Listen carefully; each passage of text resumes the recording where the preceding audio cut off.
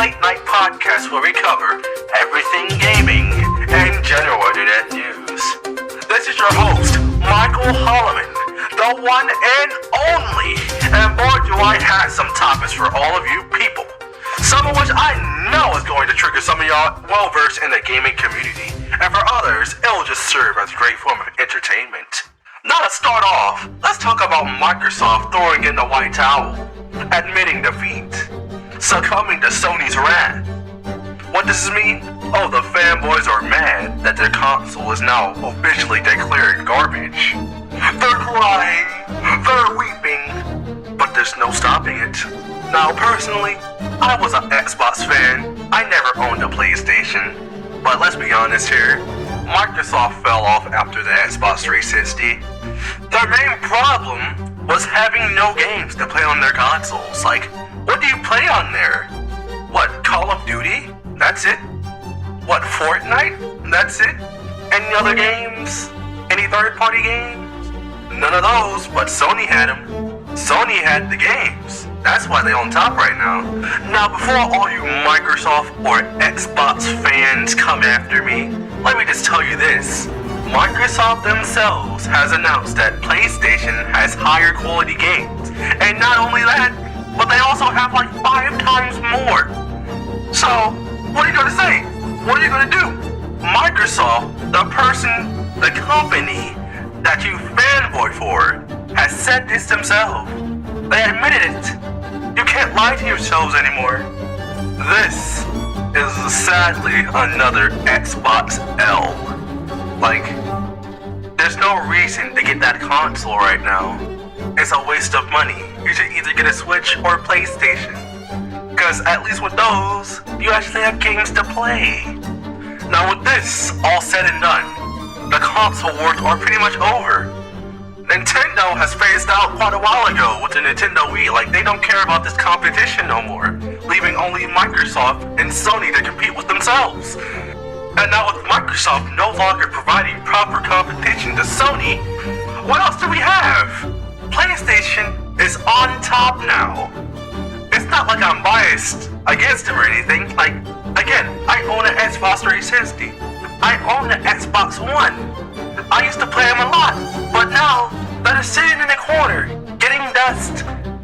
Like, come on, man. Microsoft fans, Xbox fans, you gotta learn when to take an L. Though, although I think they already did, since I haven't heard from them since this dropped. But anyways, time for our sponsor.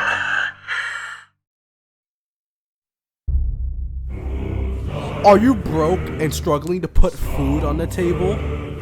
Are you looking for a form of sustenance that both sustains you, is cheap, and is also convenient? Well, first of all, you're down in the trenches. Well, anyways, let me tell you my secret. It's bone noodles! For $2, you can get this delicious bowl of noodles to get you through your day. Contained in a finest grade of plastic, it is now microwavable. You don't have to clean any dishes, you already have the bowl. First you douse your noodles in warm water from your faucet, then toss that sucker in your microwave for 3 minutes and you're good to go.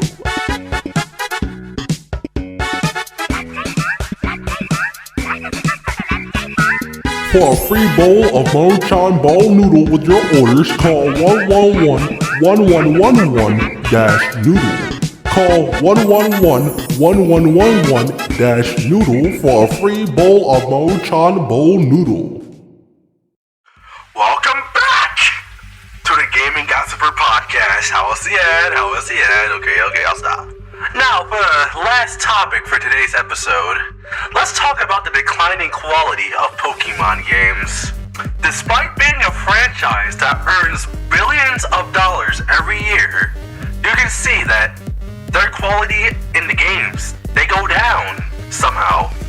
With the most egregious examples being the most recent Pokemon games, Pokemon Scarlet and Violet. With gamers everywhere showing off their personal experiences playing this game, it shows off that Game Freak doesn't care anymore. You can see that the amount of glitches in these games are crazy. You can see models glitching out, textures not working. The game is occasionally crashing for some people. Heck, for some people, they can't even run the game. When you play the game, some areas run at 5 frames per second. That's a slideshow. What is this? And it's not like it's demanding at all. We have Breath of the Wild on the Switch running at least 30, and Pokemon isn't as complicated as Breath of the Wild. I know that. So that means that the game is poorly optimized. And here's another thing. There was so much complaint around these two games that Nintendo actually refunded you for the game. They refunded you for the game if you asked for one. Nintendo did this. They never do this.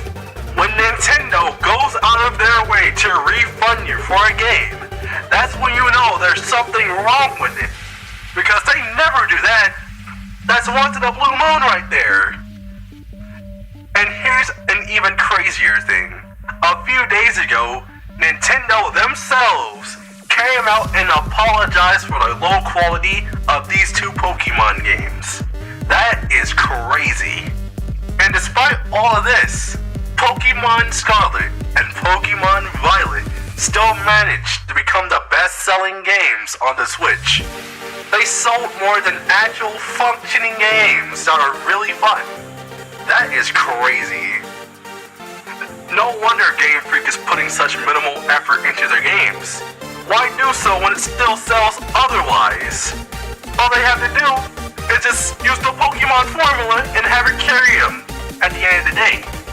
And then, if you look hard enough, you can see Pokemon fans defending and supporting this behavior, even though Game Freak cares less and less about them every year, setting the bar lower and lower for every game they make. At this point, it's just sad. I got nothing else to say. With that, this wraps up another episode of the Gaming Gossiper Podcast. Thanks for coming, and remember, stay gaming.